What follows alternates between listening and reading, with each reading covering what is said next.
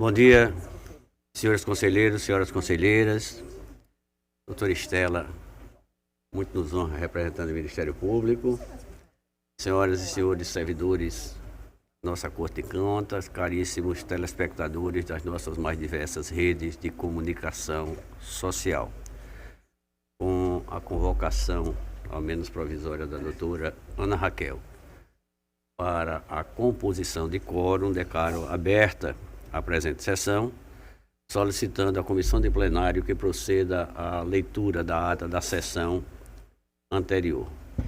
Confirmado, inclusive, o nosso quórum com a chegada da conselheira Renata.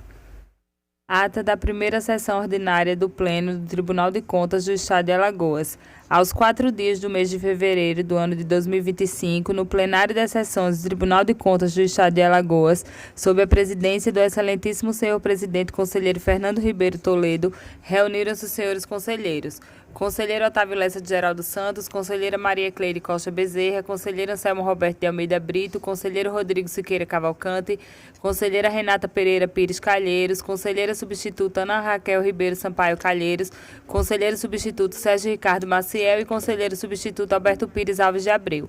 O Ministério Público de Contas esteve presente e representado pelo procurador Enio Andrade Pimenta. Havendo quórum regimental e diante da presença do Ministério Público de Contas, o excelentíssimo senhor presidente declarou em nome de Deus aberta a sessão, solicitando a leitura da ata da sessão anterior, que foi aprovada. Em seguida, foi feita a primeira leitura da proposta de instrução normativa referente ao PAF. Ato contínuo, foi realizada a aprovação da resolução normativa que dispõe acerca da readequação do RPPS. Não havendo quem quisesse fazer uso da palavra, passou-se para a ordem do dia. Relatora conselheira Renata Pereira Pires Calheiros, TC 10659-2020, consulta, acórdão aprovado. Relatora conselheira substituta Ana Raquel Ribeiro Sampaio Calheiros, TC 13641-2024, representação, solicitada à vista pelo conselheiro Rodrigo Siqueira. TC 3466-2024, representação, acórdão aprovado. Conselheiro substituto Sérgio Ricardo Maciel. TC 18389-2024 e TC 18637-2024, ambos que tratam de representação, acórdãos aprovados. Conselheiro substituto Alberto Pires Alves de Abreu. TC 16742-2024, representação, acórdão aprovado. Encerrada a ordem do dia, não havendo quem quisesse fazer uso da palavra, nas explicações pessoais, o excelentíssimo senhor presidente encerrou a sessão, convocando a todos para a próxima no horário regimental. Em discussão ata. Não havendo contestação nem impugnação, considero-a aprovada. Peço à comissão do plenário que proceda à segunda leitura. Me parece que tem mais uma. Isso. Por favor, faça todas as leituras. Proposta de instrução normativa de relatoria da presidência aprova o Plano Anual de Fiscalização, PAF, exercício 2025, de que trata a Resolução Normativa número 6 de 2024 e da outras providências, lida em segunda leitura. E proposta de instrução normativa de iniciativa da presidência altera a instrução normativa número 1 de 2018, que dispõe sobre o cadastro de responsáveis e das unidades gestoras, CARDUGE, no Tribunal de Contas do Estado de Alagoas, lida em primeira leitura. Passamos ao expediente. Concedo a palavra a Vossas Excelências no expediente. Não havendo quem dela queira fazer uso, passamos à ordem do dia. Para relatar pela ordem, o conselheiro Otávio Lessa.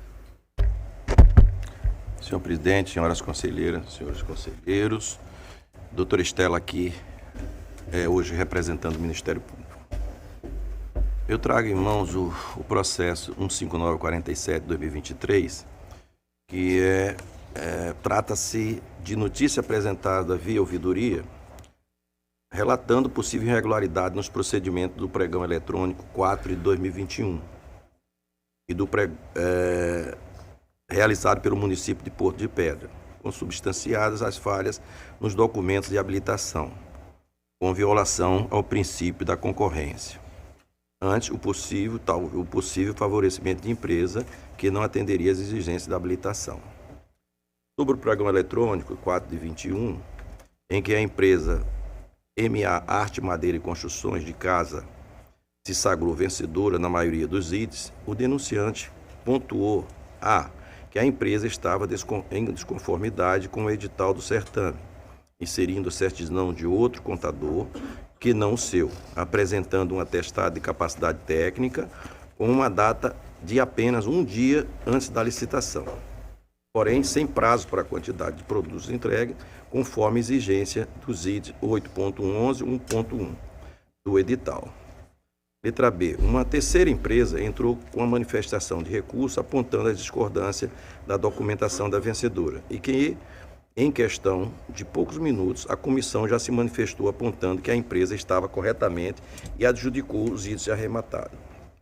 Encaminhado o processo ao Ministério Público, através da procuradora doutora Estela Barros, e o parecer 4524, por meio do qual argumentou, em resumo, que há indício, novamente, de supressão da instância recursal, entre aspas, com favorecimento de reflexo da mesma empresa, visto que, repita-se e cabe ao pregoeiro receber, examinar e decidir os recursos e encaminhá-los à autoridade competente quando mantiver sua decisão e cabe à autoridade competente a decidir os recursos contra os atos do pregoeiro, quando este mantiver a sua decisão. Decreto 10.024/2019.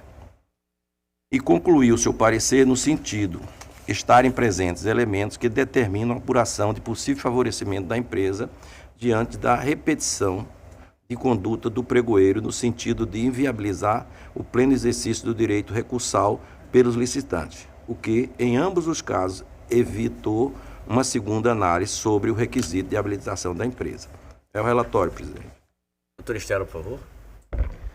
Bem, eu ratifico o parecer 4524/2023, exarado nos autos, como foi relatado pelo conselheiro Otávio. A denúncia ela trata de uma licitação realizada em 2021, em que há a alegação de que a manifestação de recurso apresentada ela foi indeferida de plano, analisando questões de mérito, quando, na verdade, essa análise de admissibilidade da manifestação ela tem um cunho apenas formal. Então, teria havido uma supressão da instância recursal, uma vez que o próprio pregoeiro, ainda na análise da aceitabilidade da manifestação de recurso, já decidiu, por ato unilateral, o mérito. Então, diante disso, e como há na representação uma alegação de favorecimento da empresa, nós tivemos a preocupação de fazer uma pesquisa sobre a existência de outros contratos no município com a mesma empresa, justamente para verificar como teria sido a forma de contratação. E foi verificado um segundo pregão em que essa mesma conduta de supressão da instância recursal também aconteceu. E outras contratações decorrentes de outros pregões em que a empresa também foi a vencedora, mas que o processo não estava disponível no portal da transparência, nem na plataforma em que realizado o pregão. Então, diante desses indícios, de que não teria sido realmente garantido o direito recursal ao licitante, uma vez que o próprio pregoeiro, ainda na fase de admissibilidade da manifestação recursal, já indeferiu com razões de mérito essa manifestação do licitante, nós entendemos por bem essa manifestação no sentido da apuração dos fatos, ainda que referente a uma licitação de 2021, quando não caberia mais nenhuma medida cautelar, por exemplo, de suspensão, mas no sentido justamente de averiguar se houve eventual favorecimento no âmbito do município. O relator, por favor. Presidente, senhores conselheiros, indo ao encontro exatamente do que o Ministério Público já deu parecer, passarei já para a minha parte final e qualquer dúvida nós retornamos. Desta forma, constate a existência de uma relação essencial entre o sistema de controle da administração pública e o princípio da segregação de funções, uma vez que há nessa vinculação um plano de fundo, qual seja a ideia de que é possível a ocorrência de conflitos de interesse na realização de certos atos administrativos e, por consequência, existe a possibilidade de ocorrência de desvio de finalidade. Em conclusão, eu voto no sentido de conhecer da presente representação, uma vez satisfeitos os requisitos para admissibilidade do feito, previsto no artigo 102 da Lei 8.790, e, em seguinte, a Resolução 3 de 2001. B. Citar o senhor Carlos Henrique de Vilela Vasconcelos, o atual gestor do município de Porto de Pedra, para que no prazo de 15 dias úteis, contados a partir do recebimento da notificação via AR, justifique e apresente os devidos esclarecimentos sobre a irregularidade ou ilegalidade apontada na presente representação. C. Encaminhar os autos à diretoria técnica competente para que seja realizado as providências cabíveis, especialmente para que informe sobre os documentos apresentados pelo gestor e se estes foram localizados no sistema e enviados no prazo legal, se são referentes aos contratos supracitados, procedendo assim uma nova análise. D. Ao final, encaminha os autos ao Ministério Público para que se manifeste conclusivamente. E, após o cumprimento das providências acima, retorne os autos ao gabinete do relator. E F, da publicidade da decisão no nosso Diário Oficial. É como eu voto, senhor presidente e senhores conselheiros. Em discussão, voto do conselheiro Otávio Lessa. Encerro a discussão, submeto à votação. Os que estiverem de acordo, permaneçam como estão. Senhor presidente, só para constar que eu não acompanhei a leitura que eu não teria condições de participar dessa votação. Agradeço. Atenção do conselheiro conselheiro está aprovado. Vossa Excelência continua com a palavra. Sem mais pauta para o dia de hoje, presidente. Conselheiro Anselmo Brito. Pela ordem, conselheira Maria Cleide. Senhor presidente, eu gostaria de adiar esse meu processo. Eu tenho um processo para a pauta de hoje, para a próxima terça-feira, solicitar adiamento. Adiado. E só para também, que eu acabei esquecendo de informar, que nessa questão da resolução, que eu fiz umas sugestões, né, do PAF, que enviar à presidência, que está em análise pela presidência e darei também conhecimento após aos conselheiros das minhas sugestões. Obrigada. Pela ordem, para relatar, conselheiro Anselmo Brito. Senhor presidente, infelizmente também não tem um processo pautado para a sessão de hoje. Pela ordem, conselheiro Rodrigo. Senhor presidente, senhores conselheiros, senhoras conselheiras, doutora Estela. Presidente, eu trago para relatar inicialmente o processo TC de número 4872/2021, que se trata de contas de gestão do senhor Claudemir Leite da Silva, que atua na qualidade de gestor do Fundo Previdenciário do município de Olho d'Água das Flores, referente ao exercício financeiro de 2020, cuja documentação e análise foi protocolada nesta Corte de Contas no dia 16 de março de 2021, por meio do ofício de número 37 daquele ano.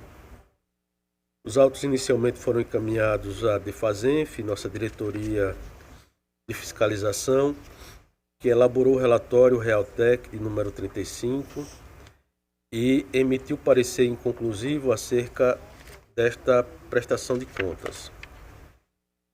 Na sequência, o conselheiro substituto, mas que estava na relatoria, Sérgio Ricardo Maciel, determinou a realização de diligência para que a gestora apresentasse os documentos faltantes que deveriam constar na prestação de contas conforme o artigo 57 da Resolução Normativa 03/2001. Desse modo, foi emitido o ofício solicitando a apresentação dos seguintes documentos: quadro resumo dos créditos suplementares ou especiais, bem como os atos de alteração orçamentária do orçamento de 2020, o certificado de regularidade previdenciária e a lei de criação do Instituto de Previdência Social. A diligência foi atendida pelo gestor por meio do ofício de número 162. Os autos novamente retornaram à DEFASENF, que constatou a regularidade da prestação de contas do gestor. Por fim, o processo evoluiu ao Ministério Público de Contas, que recebeu o parecer de número 3444/2022, da lavra do doutor procurador Ricardo Schneider Rodrigues, e que apontou a indevida restrição do objeto das contas de gestão, nos quais consideram basicamente os aspectos contábeis e apreciação dos principais atos de gestão do exercício, senhor presidente. Esse é o relatório. Ministério Público, por favor. Como foi relatado pelo conselheiro Rodrigo, a manifestação do Ministério Público de Contas não avança a análise de mérito, uma vez considerada a restrição indevida do escopo das contas de gestão e ainda foi levantada nulidade, né, por inadequação ao modelo estabelecido ADI 6655. Como a manifestação ela foi anterior à lei orgânica do tribunal, né, diante das nulidades levantadas, não se avançou ao mérito. Relator, por favor. Presidente, com relação à preliminar, a gente já pacificou o entendimento de que as contas elas possuem um conteúdo mínimo a serem analisados, né? Portanto, passíveis de apreciação. De modo que nós superamos a preliminar. Na sequência, nós fizemos a análise do sistema de controle interno municipal, também consignamos a superficialidade com que o mesmo foi elaborado, poderá ensejar irregularidade nas próximas contas de gestão, caso não sejam adotadas providências com vistas ao aprimoramento do exercício do controle interno. O relatório que contenha, por exemplo, a avaliação dos resultados, quanto à eficácia e eficiência da gestão orçamentária, financeira, patrimonial e operacional. Na sequência, verificamos que o gestor encaminhou toda a documentação obrigatória. Fizemos a análise do Instituto Previdenciário, que se trata de uma pessoa jurídica de direito público, uma autarquia com personalidade própria, fundada em 2008 por meio da lei de número 598 daquele município. O Instituto sofreu uma reestruturação também, posteriormente, por meio de lei municipal em 2008, onde foi fixado a taxa de administração em 2% do valor total das remunerações, proventos e pensões e dos segurados ativos, inativos e pensionistas de quaisquer um dos poderes vinculados ao regime próprio de previdência. Por fim, a Lei Municipal de número 879/2019 fixou o orçamento do município para o ano subsequente e estabeleceu despesas da unidade orçamentária em R$ 7.105.000. Na sequência, nós fizemos a análise da gestão orçamentária, financeira e patrimonial. Percebemos que houve um excesso de arrecadação em comparação àquilo que foi previsto no orçamento, um excesso de aproximadamente R$ 350.000. Do total de receitas arrecadadas, o balanço orçamentário apontou que 5.478.000 foram referentes a receitas de contribuições, 1.487.000 como receitas patrimoniais e 389.000 na rubrica outras receitas correntes. Foi verificado também um resultado superavitário no valor de R$ 2.186.000.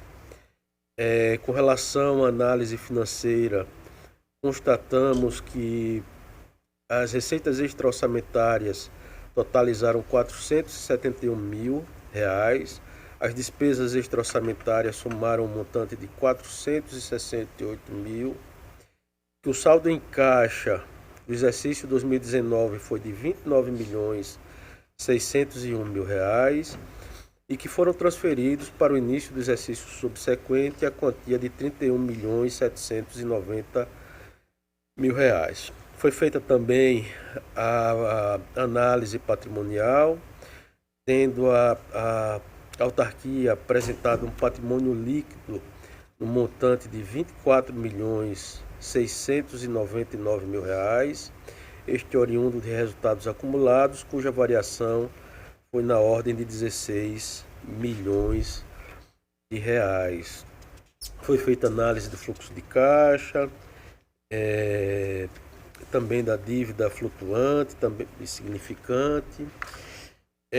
Os processos licitatórios, senhor presidente, foi identificado apenas um processo licitatório, esse homologado em 2017 e cujo credor é a empresa de Lima Serviços de Contabilidade, com valor global de R$ 35.580. e que este seria, nesse exercício, o 4º termo aditivo do processo licitatório, datado de 30 de agosto de 2020. Ficaram prejudicadas a análise da taxa de administração como ponto de controle, ficou prejudicado também a análise da qualificação dos dirigentes, membros do Conselho Deliberativo e Fiscal e Comitê de Investimentos, e também a análise a avaliação da análise atuarial que foi feita pelo Fundo Previdenciário. Isso muito mais por questões operacionais do próprio tribunal. De modo que nós estamos trazendo o voto no sentido de julgar, regular com ressalva as contas do senhor Claudemir Leite da Silva, gestor do Instituto de Previdência do município de Olho d'Água das Flores. É como eu voto, senhor presidente.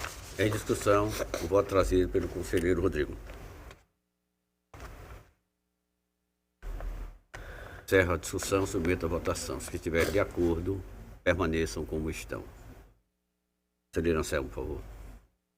Já antecipando no mérito, eu também acompanho o relator, eu só queria fazer aqui alguns destaques em relação a questões buscando, evidenciando, né, a questão do aprimoramento da análise, mesmo essa análise mais simplificada. Nesses autos, concretamente, pelo que pude avaliar, o gestor, ele de fato, há informação no relatório que tudo estaria em obediência à RN 1 de 2016. No mesmo relatório consta que o gestor não encaminhou o quadro contendo o resumo dos créditos suplementares e anulações, onde se poderia fazer aquela conferência eventualmente com os próprios instrumentos normativos. Então, não está de acordo com o normativo da casa. Também, Excelência, aqui uma situação que pode aí vislumbrar uma fraqueza dos procedimentos contábeis é que no balanço patrimonial não há saldo de créditos de curto prazo do artigo circulante, bem como realizável de longo prazo no artigo não circulante. Lembrando que essa prestação de contas é uma prestação de contas do Instituto de Previdência, tá? Servidores Públicos Municipal. Também pelo valor de baixíssimo calibre, mas que também revela essa mesma questão contábil, da transparência, da veracidade, da correspondência. A própria o demonstrativo de fluxo de caixa, ele apresenta uma diferença de R$2.000. Na verdade, esse demonstrativo ele não pode apresentar diferença. Aliás, nenhum demonstrativo pode apresentar diferença. É pelo princípio básico, nem princípio é algo superior ao princípio, que é onde se funda toda a teoria contábil, débito e crédito. Então, não haveria como ter essa diferença. Então, mais uma vez, revelado essa situação. Também uma peculiaridade que há um CRP emitido, essas contas são de 2020. Há um CRP emitido constante dos atos, o qual aparentemente só cobre como regular o regime no mês de janeiro de 2020. A respeito dos outros meses não há essa informação. Isso, de certa forma, chama atenção por ser prestação de contas de um regime próprio de previdência. Então, essas situações chamam a atenção, mas tal análise, como é uma análise superficial, entendendo que o órgão ministerial também não se manifestou sobre o mérito nesse processo, também deixando consignada aquela minha posição a respeito quanto à participação de servidores públicos efetivos em processos finalísticos do tribunal. Mas no mérito, como eu antecipei, eu acompanho o voto do relator, fazendo apenas esses registros, senhor presidente. O processo está aprovado com as observações trazidas pelo conselheiro Anselmo. Vossa Excelência continua com a palavra. O presidente, sem mais pauta. Pela ordem para relatar, conselheira Renata. Senhor presidente, senhora conselheira, senhores conselheiros, doutora Estela, representante do Ministério Público. Trago para relatar o processo TC 14.243/2024, que trata de consulta protocolada nessa Corte de Contas em 19 de agosto de 2024 pela Prefeitura Municipal de Jequiá da Praia, representada pelo prefeito Carlos Felipe Castro Jatobá Lins. O consulente questionou acerca da viabilidade legal da utilização de recursos oriundos da cota salário-educação para aquisição de merenda escolar no âmbito da educação básica. O Ministério Público de Contas, por meio do parecer 347/2025, exarado pelo procurador Enio Pimenta, opinou pela inadmissibilidade da consulta devido à ausência de parecer jurídico da Procuradoria do município, que trata de documento imprescindível para regular instrução processual da consulta, conforme disposto na nossa lei orgânica. Destacou ainda a existência de jurisprudência consolidada nessa Corte de Contas sobre a matéria em questão, tendo sido objeto do acórdão número 137/2024, oriundo do processo TC 9711/2024, cuja decisão esclarece a questão formulada pelo consulente. O processo retornou a este gabinete em 10 de janeiro de 2025 e permaneceu até a presente data. É o relatório, senhor presidente. Doutora Estela, por favor. A manifestação ministerial é no sentido da não admissibilidade como consulta pelo não preenchimento dos requisitos, em sequência pelo encaminhamento da resposta já exarada no processo 9711/2024 de consulta, que trata do mesmo objeto. Relatora, por favor. Verificou-se que não foi atendido um dos requisitos necessários à admissibilidade dessa consulta, conforme disposto no artigo 105 da nossa lei orgânica. Os 3 pré-requisitos são referem-se ao rol de legitimados, o segundo, que seja formulado em abstrato, e o terceiro, que seja acompanhada de parecer do órgão de assistência jurídica. Ao analisar os pressupostos de admissibilidade, observa-se a ausência do parecer do órgão de assistência jurídica, o que constitui falha procedimental. Tal documento é imprescindível para que a consulta seja devidamente instruída e apreciada. Embora a consulta não prospere diante da ausência do requisito mencionado, o Ministério Público de Contas, por meio do parecer 347/2025, requereu o envio do acórdão 137/2024, oriundo do processo 9711/2024, ao gestor municipal por tratar-se de caso análogo à presente consulta. Tal medida mostra-se pertinente e eficiente, pois, ainda que o processo não seja admitido, o gestor municipal terá sanado seus questionamentos por meio da jurisprudência consolidada nessa Corte de Contas. Cabe destacar que o artigo 106 da Lei Orgânica do Tribunal confere o caráter normativo e força obrigatória às decisões proferidas pela Corte em processos de consulta. Diante do exposto e considerando que o processo seguiu todo o trâmite estabelecido pelos regulamentos dessa Corte de Contas, trago o meu voto no sentido de não admitir a presente consulta, enviar ao gestor municipal cópia do acórdão 137/2024, que abordou de forma objetiva e conclusiva a questão formulada em conformidade com o disposto no artigo 106 da Lei Orgânica, cientificar os interessados do inteiro teor dessa decisão e determinar o arquivamento dos autos, publicar a decisão no Diário Oficial. É como voto, senhor presidente. Em discussão, o voto trazido pela conselheira Renata. Senhor presidente, está em discussão, é isso, né? Discussão. Excelência, só fazer o registro que, de fato, embora eu não possa aqui certificar que há facilidade em se encontrar a resposta à consulta, como bem lembrou aqui a relatora, em situação, né, análoga, semelhante. De fato, existe o acordo número 137 de 2024, que é de agosto de 2024, da lavra do conselheiro substituto Sérgio Ricardo Maciel, entendendo que, de fato, só a educação ele poderia ser utilizado para o financiamento, né, com as questões verificadas, alimentação, educação básica pública. É só fazer esse registro, senhor presidente, para ficar consignado. Agradeço. Encerra a discussão, submeta à votação. Se estiver de acordo, permaneça como estão. Aprovado. Vossa Excelência, contou com a palavra, conselheira. Sem mais processo para hoje, senhor presidente. Pela ordem para relatar, conselheira substituta, doutora Ana Raquel.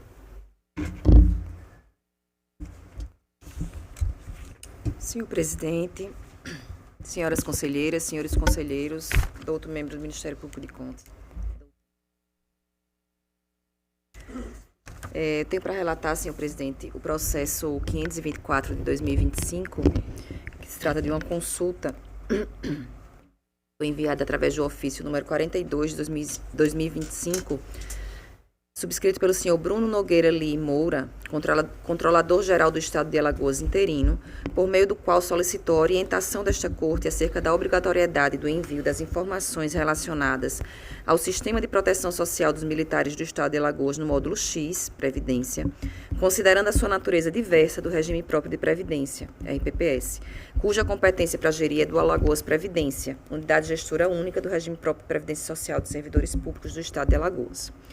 O processo seguiu ao Ministério Público de Contas, que, por meio do despacho número 1 de 2025, da lavra do Procurador-Geral Enio Andrade Pimenta, considerando a ausência de preenchimento dos requisitos legais, opinou pelo não conhecimento da consulta e pelo posterior arquivamento do feito. Em breve síntese, seu relatório, senhor presidente. Ministério Público, por favor, doutora. A manifestação do Ministério Público, novamente, no sentido de não admitir como consulta pela ausência de requisitos, nesse caso, pela ilegitimidade do consulente, em razão do objeto sob consulta ter natureza administrativa e, mais uma vez, pela ausência de parecer do órgão de assistência jurídica. Então, nesse caso, não haveria pedido de encaminhamento suplementar, mas somente a manifestação por não admitir. Relatora, por favor.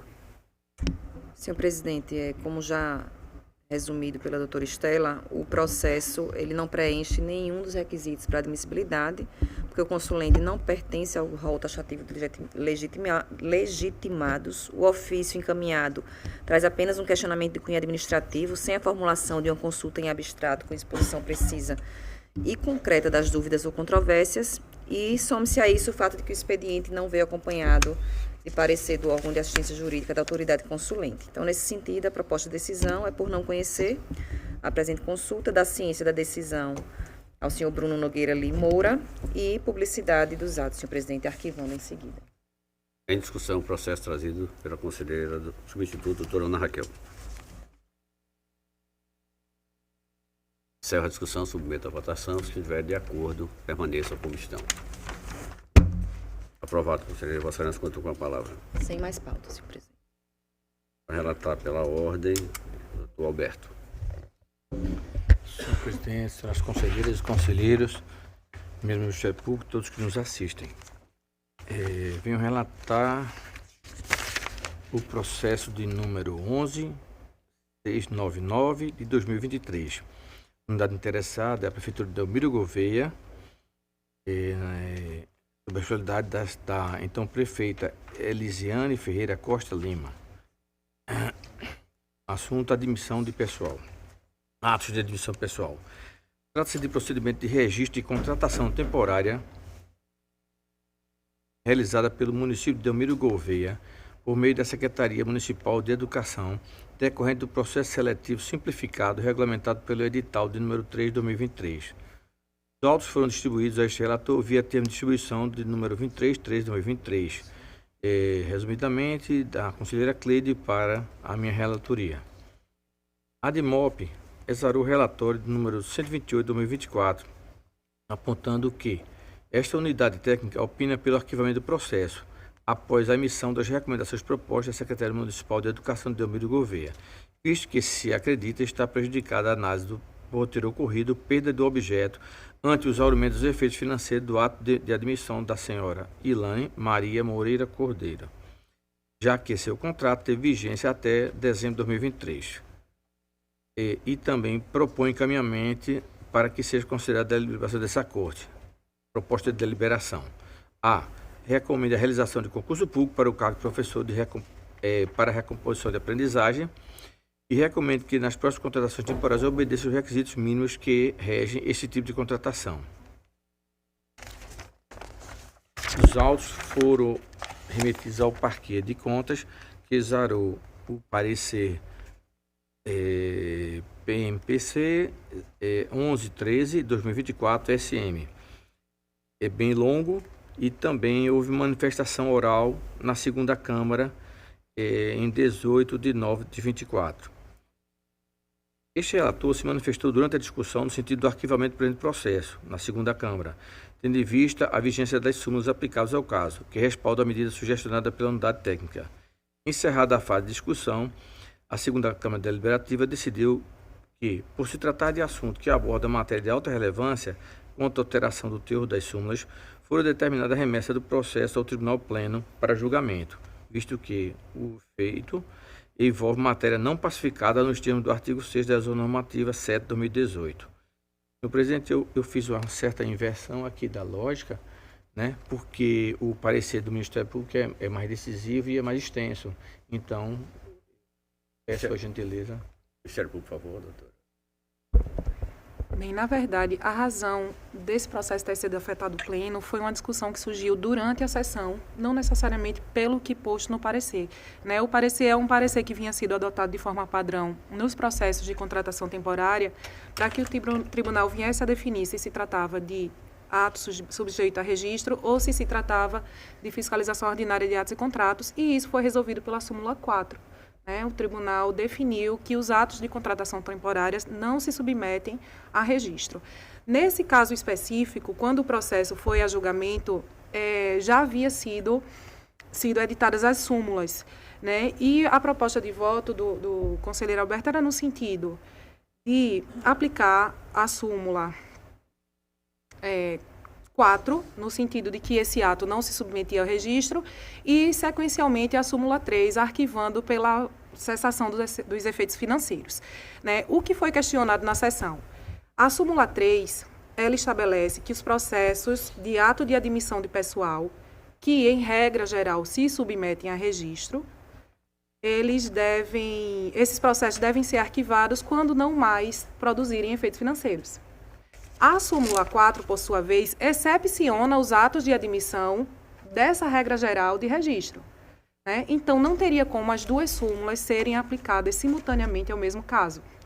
Se trata de admissão por meio de contrato por prazo determinado, nós não temos a submissão desse ato a registro.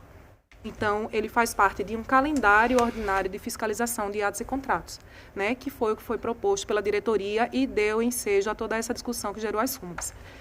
E a súmula 3, por sua vez, ela continua a ser aplicada a todos os demais processos que são sujeitos a registro, né? E essa interpretação que nós damos, ela está alinhada à sucessão de fatos que levaram à mudança de entendimento no Tribunal de Contas da União.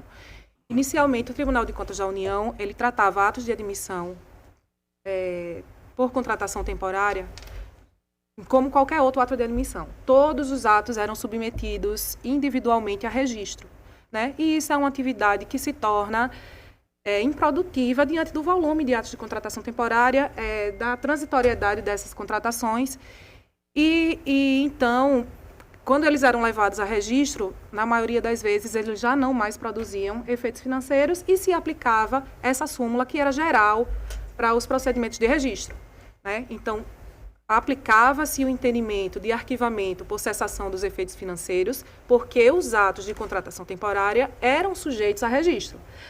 A partir de determinado momento em que o Tribunal de Contas alterou seu entendimento, no sentido de que os atos de contratação temporária não mais se submetem a registro, eles deixam de se submeter ao regime que é imposto para esse tipo de procedimento, né? Se ele agora não é mais registro, não é levado individualmente para análise e registro, ele faz parte de uma fiscalização ordinária de atos e contratos. Então, a cessação dos efeitos financeiros não vai influenciar em nada no seu arquivamento.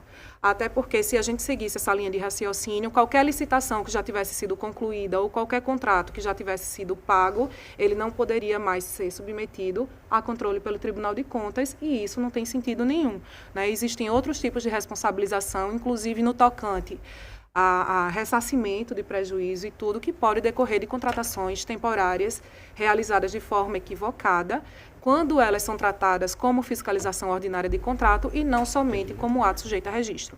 Então, a nossa intervenção naquele momento foi somente no sentido de esclarecer o que posto pela súmula 3. A súmula 3 diz o seguinte: os processos de atos de admissão de pessoal cujos efeitos financeiros tenham se exaurido antes do seu processamento poderão ter extinção declarada. A nossa proposição é de que essa súmula seja esclarecida. Os processos de atos de admissão de pessoal sujeitos a registro, cujos efeitos tenham se exaurido, poderão ter extinção declarada. Então, somente nesse sentido, para que fique claro de que a súmula 3, ela continua a ter aplicabilidade aos demais casos de atos de admissão submetidos a registro, a exemplo de uma contratação derivada de concurso público, mas que à época de seu julgamento pelo registro, o servidor já tenha se desligado. Então, não teria sentido em levar esse ato a registro, já que não teria mais qualquer efeito para o futuro. Né? E tendo em vista também a natureza, a finalidade, na verdade, do registro, né? Que é para que, durante a vida funcional ou no momento de aposentadoria, o órgão gestor da Previdência ou o próprio tribunal tenha certeza da legalidade, da constitucionalidade daquela admissão. Então, somente nesse sentido, explicando de uma forma resumida o contexto da discussão que nós tivemos na Câmara, mas resumindo, que a súmula 3 se aplica aos atos submetidos a registro e que a súmula 4 excepciona as contratações temporárias desse procedimento de registro. Então, em tese é isso. Então, presidente, gentileza, doutora Estela, eu não poderia repetir a questão, que na realidade a súmula continuaria a mesma, só a questão da interpretação seria isso, Na verdade, assim, a meu ver, é só uma questão de interpretação do que diz a súmula 3, né, que ela continua sendo aplicada a todos os atos de admissão que são submetidos a registro. Então, se a gente faz esse acréscimo, os processos de atos de admissão de pessoal submetidos a registro, a gente deixa claro de que não existe a possibilidade de aplicá-la aos casos de contratação temporária que não mais se submetem a registro. Bom, o relatório aqui, a análise ela é extensa, mas essa matéria já foi amplamente, né, debatida aqui inclusive no Pleno, por meio inclusive dos acórdãos do Dr. Rodrigo, passado, e da doutora Raquel, né? E eu, em princípio, eu traria uma proposta, né, diferente, né? Mas assim, de imediato eu em princípio acolho, mas dizendo o seguinte, que eu não sou a pessoa mais indicada com melhor conhecimento neste assunto, né? Então, eu venho acolher essa proposta como proposta de decisão da doutora Estela, mas como estamos aqui no Pleno, né, com cabeças brilhantes e que tem possibilidade de enriquecer mais ainda, eu estou plenamente aberto a o que seja melhor para a instituição, né? Mas, em princípio, eu proponho a decisão nos termos que é da doutora Estela. Em discussão do processo? Pois não, conselheiro Rodrigo. Eu não compreendi. Inicialmente ia ser pela revogação da súmula número 3 e agora na finalidade de trazer um aprimoramento, né? Tranquilo. O aprimoramento é para fazer constar na súmula 3. É isso, doutora Estela? Para fazer constar na súmula 3 ou na 4? Está na súmula 3, que ela se aplica aos atos de admissão que continuam sujeitos a registro. Ou seja, excepcionados os casos de contratação temporária, porque os de contratação temporária eles vão entrar no calendário ordinário de fiscalização da diretoria. Eles não são mais levados a registro conforme a súmula 4. Então, eventual procedimento que seja aberto para fiscalização de contratação temporária, ele não vai ter a finalidade de registro. Ele já vai ser um procedimento aberto com vistas à fiscalização ordinária, como é feito de acordo com o calendário e com as definições da própria área técnica. Essa incompatibilidade. Qual seria, então, os atos de registro que permaneceriam, mesmo com contratação temporária? Eu também estou com essa... Os outros atos de admissão, os que decorrem de concurso. Então não são temporários. Não, os temporários não são mais... Desculpe, conselheiro. Os temporários já ficariam fora, Já porque estão fora. A súmula 4 já tirou. Então, ela só quer, vamos dizer assim, ratificar o que já está dito. É só ratificar o que está dito. E aí fica o temporário, como já está dito na súmula 4. Então, é só acrescentar isso aí. Eu acho a ideia boa e como ele aceitou, eu acho fantástico. É simples e resolve. Continua em discussão?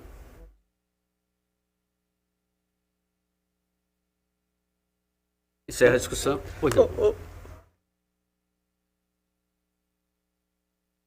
foi levantada no gabinete, aqui também no pleno, acho que na sessão da Câmara, se o processo ele chegar ao gabinete como atos de pessoal, mas se enquadrar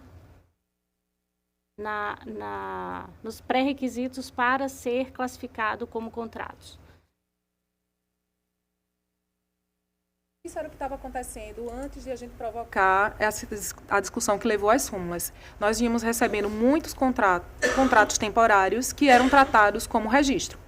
Né? Então, diante da verificação, e em alguns casos a diretoria tratava como contrato, em alguns casos a diretoria tratava como registro de admissão. Então, o que se propôs foi esclarecer o entendimento da Corte e unificar os procedimentos. A partir do momento que chegaram processos, depois de que foi definido isso, tratando contratação temporária como registro, nós pedimos a devolução à diretoria para que se adequasse ao procedimento de acordo com o entendimento do tribunal.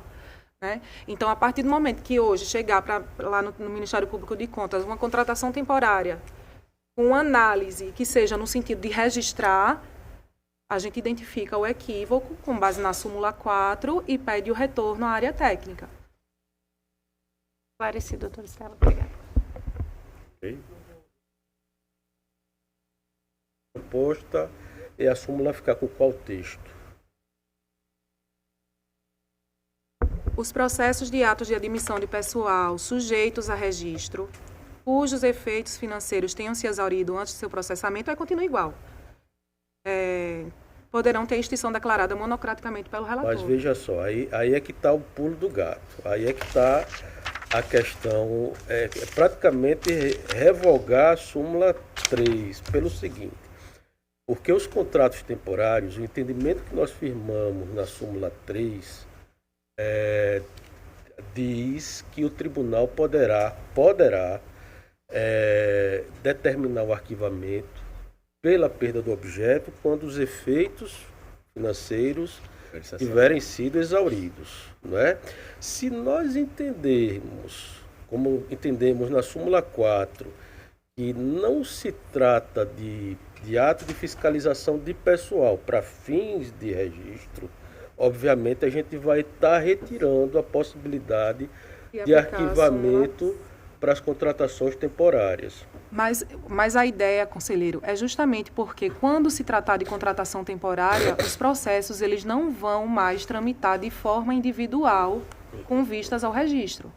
Os atos de contratação temporária eles vão ser considerados como contratos, fiscalização ordinária de atos e contratos. Então, eles não vão mais gerar contratos unitários para ser levados a registro.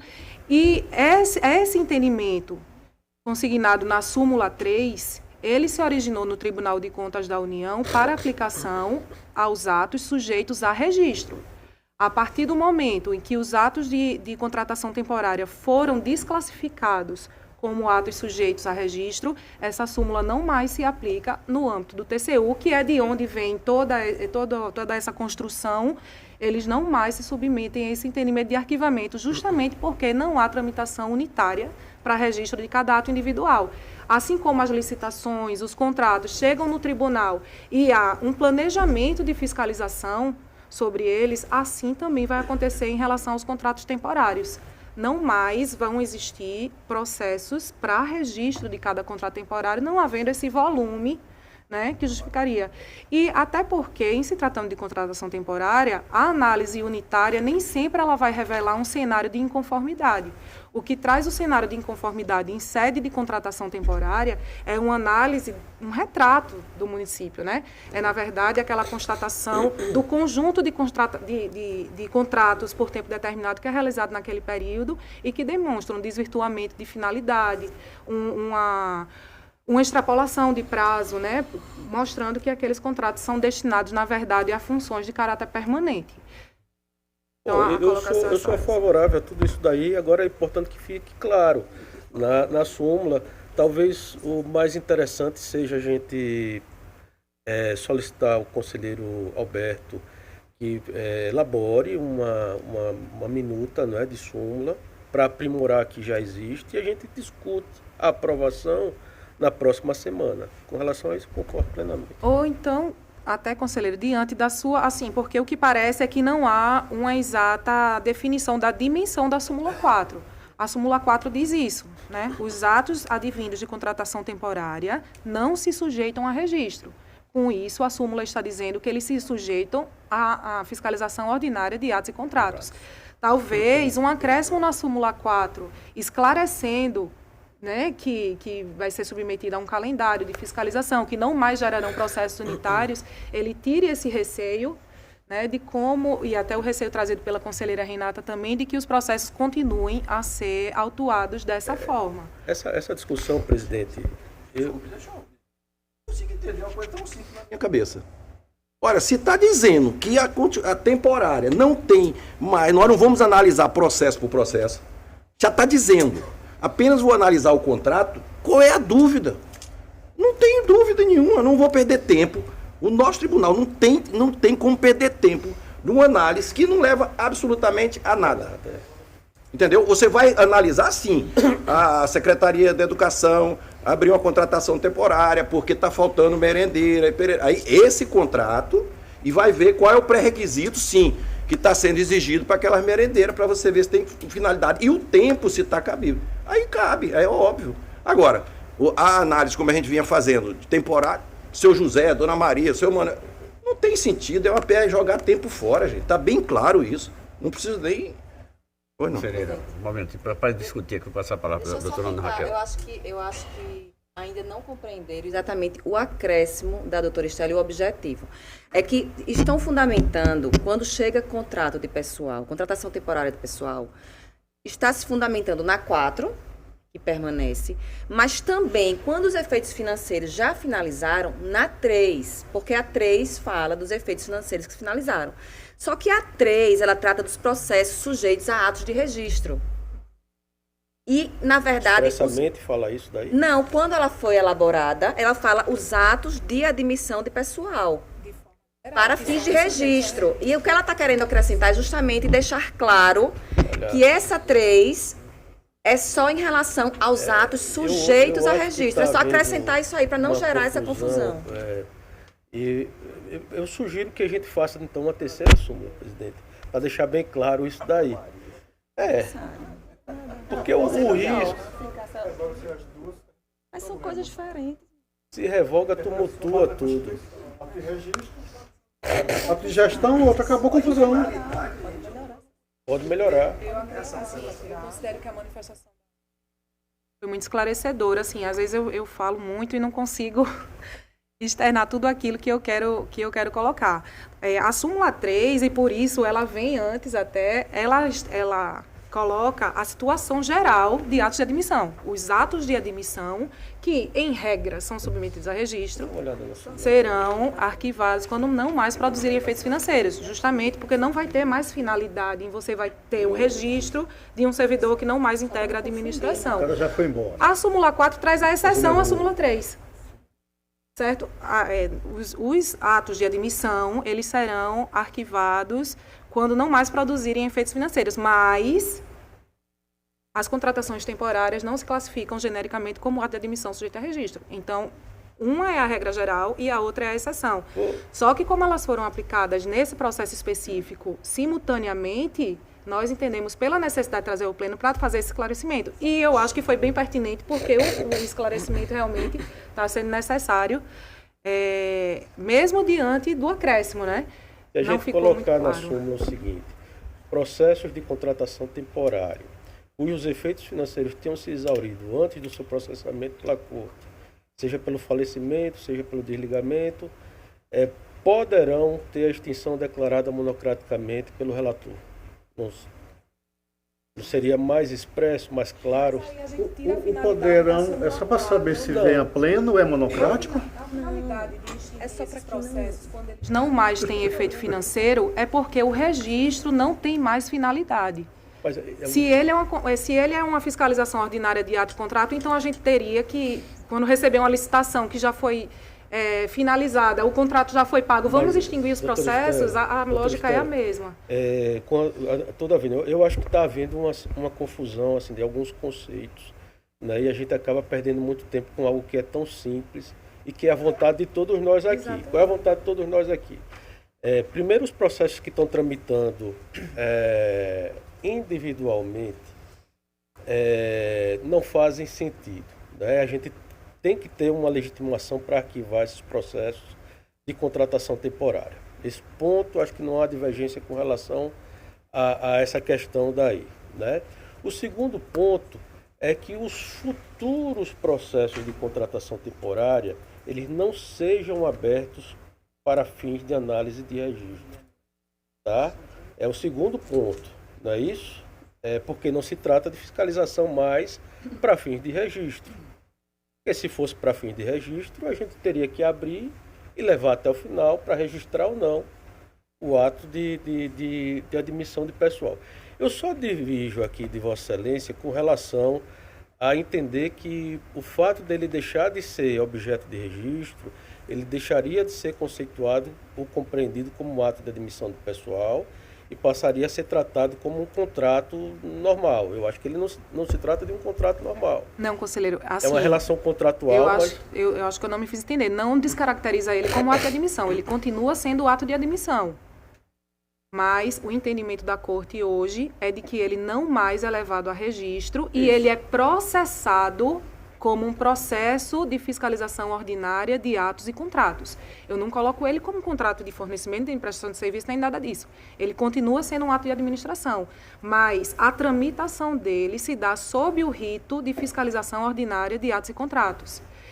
E assim, eu bato mais uma vez que a súmula 3, ela foi trazida de um entendimento do TCU que se aplica exclusivamente a atos submetidos a registro. Se hoje nós tivermos no tribunal processos de contratação, eu vou dar um exemplo. Um ente que fez centenas de contratações temporárias no período, sem os requisitos, com efeitos financeiros já realizados, essas contratações temporárias já se finalizaram, certo? Mas nós temos uma situação irregular no município. Simplesmente desconsiderar a existência de centenas de contratações temporárias irregulares e arquivar esses processos não me parece ser a solução mais adequada. Para mim, a solução mais adequada seria os processos de contratação temporária que existem hoje, instaurados e que até então foram tramitados sob o rito de registro, que eles sejam noticiados à diretoria para que ela estabeleça um banco de dados, insira na fiscalização ordinária ou qualquer outra. A gente adotar um entendimento de arquivamento simples desses processos, ele não vai trazer um efeito. A gente vai simplesmente desconsiderar um período considerável de possíveis contratações temporárias que possam ter existido. Só para registro, presidente, é perda de tempo, mas é importante, como está sendo transmitida a nossa sessão, para deixar registrado, e o Tribunal de Contas do Paraná, ele teve essa discussão recentemente, né?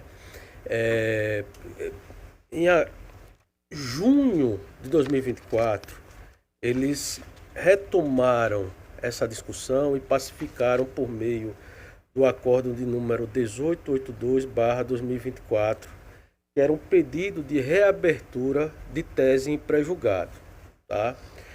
O tribunal deles, durante 8 anos, aplicou um entendimento que fazia com que cada ato fosse analisado individualmente. Tá?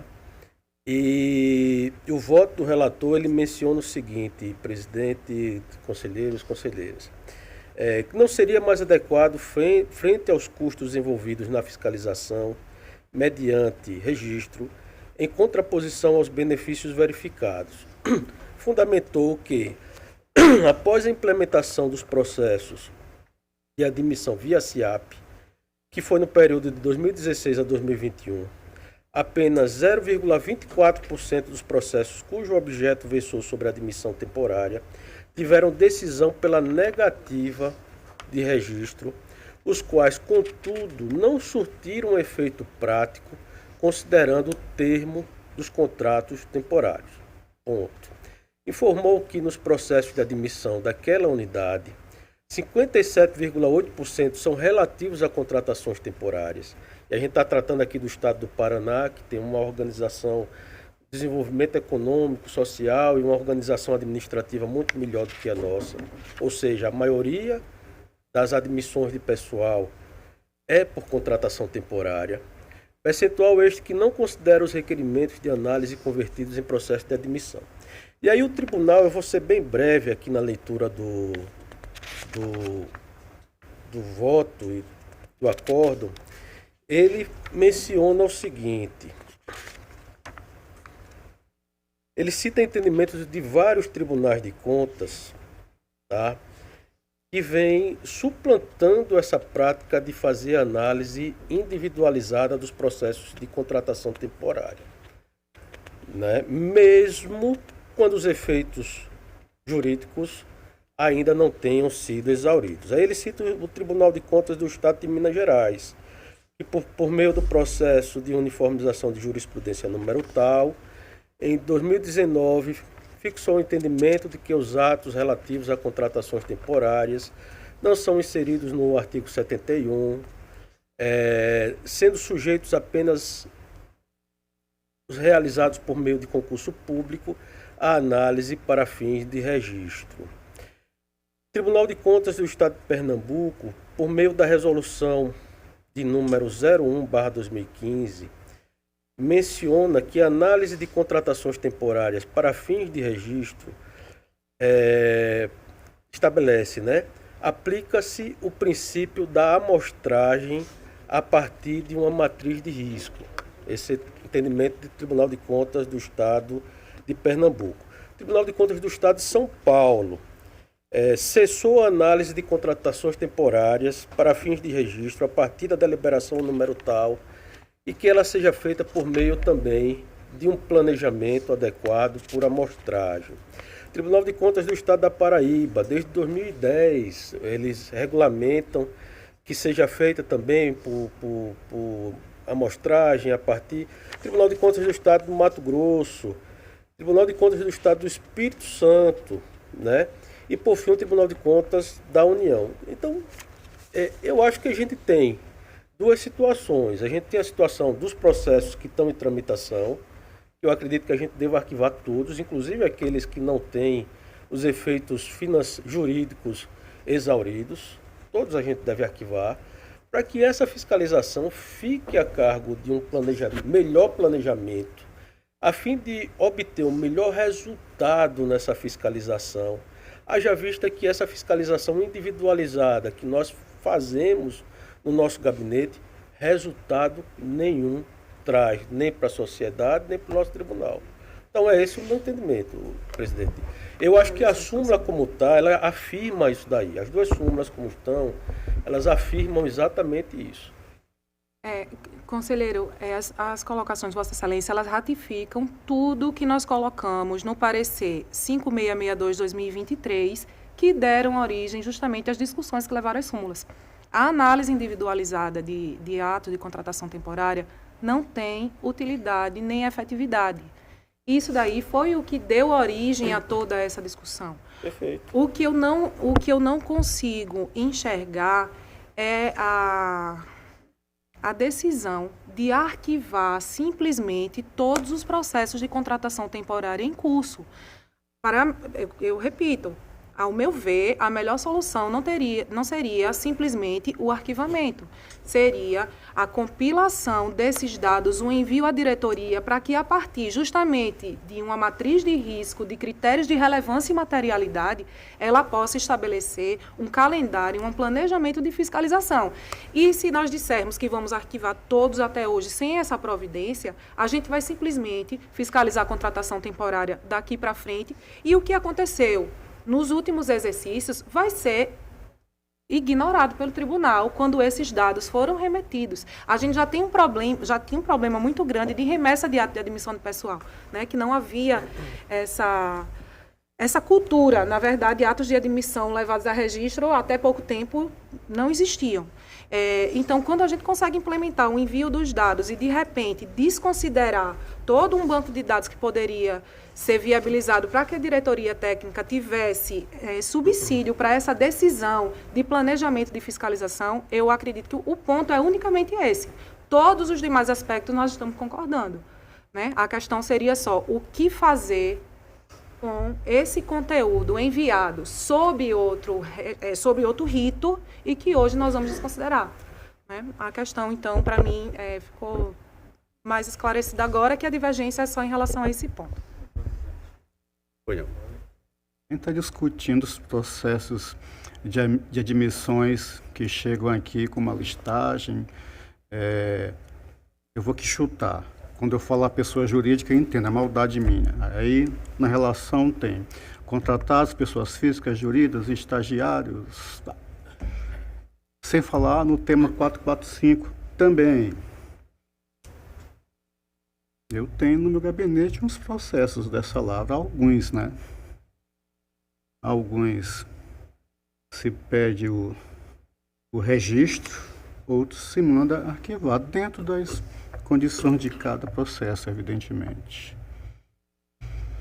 Eu também fico assim, senhor presidente, quando eu ouço a palavra arquivar, me arrepio todo. Mas o tribunal aparentemente já vem fazendo isso com muita expertise. Obrigado, senhor presidente. Naturalmente, nós precisamos encerrar esse processo que está aí em mesa. Vou tentar fazer aqui uma pequena colocação para ver se eu entendi mesmo essa questão. Julgar esse processo seria agora, a proposta do relator seria o arquivamento deste processo, Me parece que isso seria a proposta de Vossa Excelência. Após a aprovação dos verbetes com essas modificações. Aí volta para a Câmara, vou jogar aqui mesmo no pleno. Não, aqui eu acho que julgaria. O processo está afeto. O processo está afeto ao pleno, seria, neste caso, me parece, veja bem, vamos fazer aqui. Neste caso, seria pelo arquivamento. Isso não impede, naturalmente, que haja uma avaliação das súmulas, melhorá-las no sentido de levar todas essas contratações para uma análise, para a formação, talvez, de uma matriz de risco. Sim. É implícito. Pois não, conselheiro. Eu também estou querendo entender como é que nós vamos votar esse processo. Sem atravessar o samba, o arquiva, mas é um processo de 2023. Se não cai numa situação, cai em outra. Por que a sugestão de arquivar? O arquivamento... Sim, perfeito. Com licença. O arquivamento em relação ao método deste processo. E acatando a sugestão. Por quê? Porque os efeitos da contratação temporária já foram exauridos de acordo com a DIMOP, entendeu? Então, o caso específico, na realidade, mas a afetação ao pleno... Desculpe, conselheiro.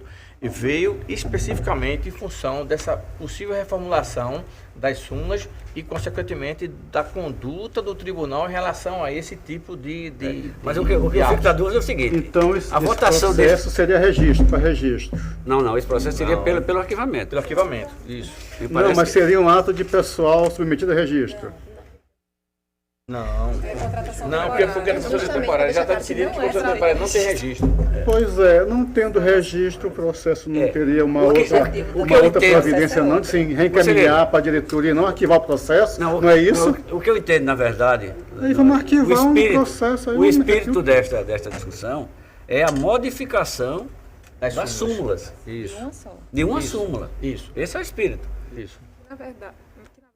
Na verdade, não vai ser uma alteração material, vai ser um esclarecimento. Um esclarecimento do texto, do texto da súmula. Pronto. Pois é, esse arquivamento me parece estar proposto pelo arquivamento mesmo. E automaticamente... Desse processo específico. E automaticamente Vossa Excelência está acatando do Ministério Público a proposta de alteração da súmula. Perfeito. Isso. Exatamente. Me parece que isso... Agora, eu não sei se cabe num processo só. Cabe no processo? A gente já sugeriu a alteração de súmula? Em processo em mesa? Só para a gente... Pois não, você... Eu quero fazer aqui um... Repare só, a gente já tem uma súmula dizendo que os contratos temporários, ele não tem registro. Sabe qual é a confusão toda disso aí? Quando botava essas palavras, está atribuído, está valendo o contrato as coisas financeiras, que tá para pagar. E ainda está. Ora, o contrato está em vigência. Aí ele está dizendo, quando está em vigência, olha só, existe uma responsabilização, e aí ficaria como se estivesse ativo, para simplificar as palavras.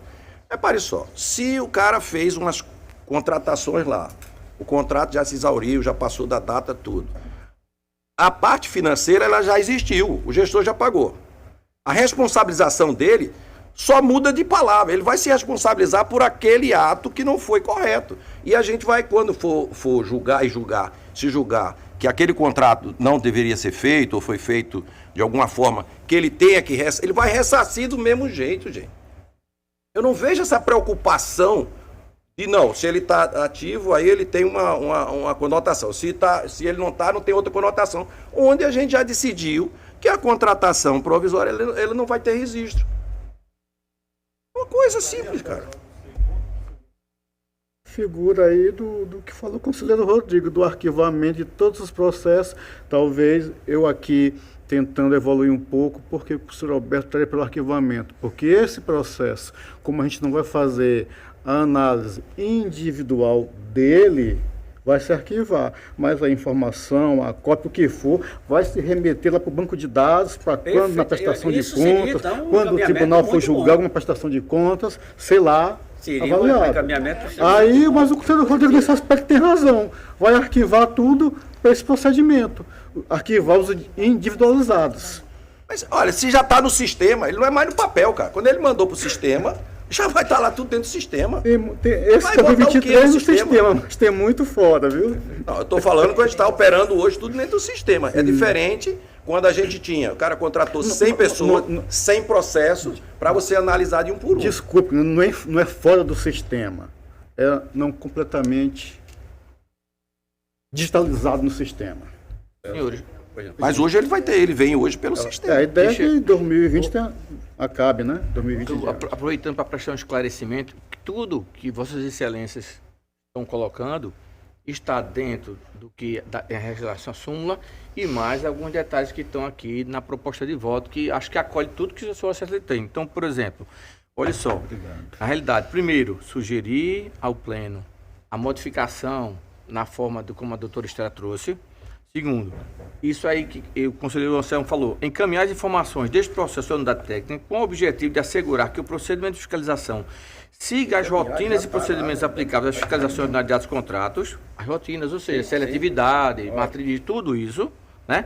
As informações fornecidas pelo jurisdicionado deverão ser utilizadas como subsídio para o planejamento das atividades, como Vossas Excelências todas colocaram, né? Aí vem a questão que a Vossa Excelência, inclusive, coloca em xeque, né? Da ciência do Ministério Público de Alagoas, do Estado de Alagoas, em razão do não cumprimento do termo de ajuste de conduta número tal, que no processo específico, neste processo, foi verificado. E também, após as providências, o arquivamento do processo atendendo a sugestão da DIMOP, perfeito, né? E a produção de fim de direito. E cai apenas no que o Vossa Excelência, senhor presidente, disse, se caberia dentro de um processo. Do ponto de vista objetivo, acho que caberia, porque eu trouxe aqui, mas a Vossa Excelência que pode decidir. Okay. Termo de ajuste de conduta? Gestão? Não, o ajuste de conduta do Ministério Público. Encerro a discussão. Eles fizeram para lá, ok. Encerra a discussão e coloque em votação. Os conselheiros e conselheiras que estiverem de acordo com a proposta de voto do conselheiro Alberto, permaneçam como estão. A proposta é de verificar o detalhe da sugestão da doutora Estela. Da doutora Estela. Então, talvez seja interessante trazer na próxima sessão para ler. Para ler a súmula. Para ler a súmula. Alteração da súmula. Pronto. De acordo todos? De acordo. De acordo. Aprovado com as devidas e pertinentes esclarecimentos sobre o tema, conselheiro. Pronto. Vossa Excelência continua com a palavra. Senhor presidente, era só esse processo. Encerra minha pauta por hoje. Obrigado.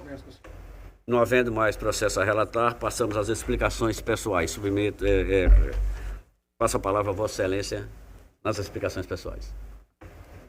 Não havendo quem dela queira fazer uso, encerro a presente sessão, convocando a todos para a próxima em horário regimental, desejando a todos uma boa semana de trabalho.